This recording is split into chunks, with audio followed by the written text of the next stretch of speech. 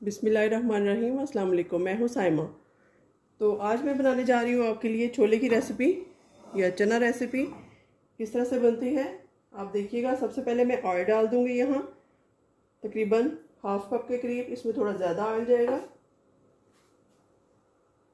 और उसके बाद इसमें हम डालेंगे ये मेरे पास प्याज और टमाटर की पेस्ट है। ये मैं ऐड कर दूँगी। फ्रीज़ हुई है लेकिन कोई बात नहीं, अभी ये मेल्ट हो जाएगी स्लो हीट पे। ये देखिए ये सारी मैंने ऐड कर ली है क्योंकि इसमें ग्रेवी ज़रा ज़्यादा चाहिए होगी। जैसे ही मेल्ट होती है हम बाकी चीज़ें इसमें ऐड करते हैं। तो यहाँ पर हम लहसुन अदरक की पेस्ट डालेंगे थोड़ी सी, तकरीबन 1 टेबल स्पून। ये देखिए ये डाल दी है और साथ में ये मसाला जाएगा जिसमें है 1 टेबल स्पून नमक, 1 टेबल स्पून लाल मिर्च, हाफ टेबल स्पून जो है हल्दी है और हाफ टेबल स्पून इसमें अनारदाना पाउडर है और थोड़ा सा सूखा दरदरा धनिया पिसा हुआ है। ये ऐड कर दूंगी सारा कुछ।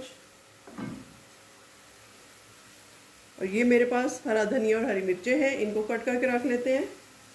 तब तक ये हमारा कुक हो जाएगा, अच्छे से मसाला भुन जाएगा और घी छोड़ने लगे तब हम इसमें चने डालेंगे। तो देखते हैं क्या करना है आगे। तो यहाँ पर देखिए हमारा मसाला अच्छे से भुन चुका है, घी छोड़ दिया इसने। अब इस स्टेज पे ये मेरे पास तकरीबन 1 से सवा प्याली चने हैं बॉयल, नमक डाल के बॉयल कर लिया था, ये ऐड कर दूँगी। और ये मेरे पास चने का पानी मैंने फ्रीज़ करके रखा हुआ था सेव करके, क्योंकि अगर हम सादा पानी डालेंगे तो चने में वो टेस्ट नहीं आएगा। कल मैंने बॉयल किए थे और सेव कर दिया था। ये डाल देंगे, साथ ही ये मेल्ट हो जाएगा और इसको हम स्लो हीट पे पकने देते हैं जब तक पानी मेल्ट होता है हमारा और चने भी साथ साथ कुक होते रहेंगे। इसको कवर कर देते हैं, बाद में इसकी गार्निशिंग करेंगे। 5 से 6 मिनट पकाने के बाद मैं आपको दिखाती हूँ। यहाँ देखिए हमारी जो बर्फ़ थी वो मेल्ट हो चुकी है, जो पानी था चने का। और अब हम यहाँ पर हरी मिर्चें और हरा धनिया ऐड कर देंगे और इसको मज़ीद 3 से 4 मिनट कुक करेंगे। उसके बाद जितनी हमें ग्रेवी चाहिए उसके बाद हम इसको चूल्हे को ऑफ़ कर देंगे और डिश आउट कर लेंगे। तो 3-4 मिनट और पकने देते हैं इसको। तो यहाँ पर देखिए ऑलमोस्ट ये डन हो चुका है। इसको उतार लेते हैं और डिश आउट करते हैं।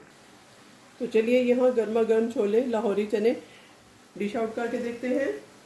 बहुत अच्छी सी शक्ल बन गई इनकी। ये देखिए इतनी ग्रेवी काफ़ी होती है।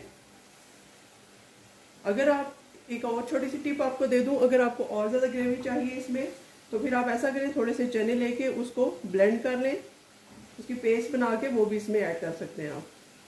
तो ये भी एक खास टिप है चने के लिए। आई होप आपको ये रेसिपी अच्छी लगी होगी।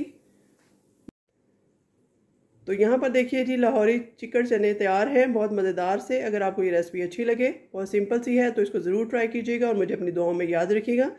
मिलते हैं किसी नई रेसिपी के साथ, तब तक के लिए अल्लाह हाफ़िज़।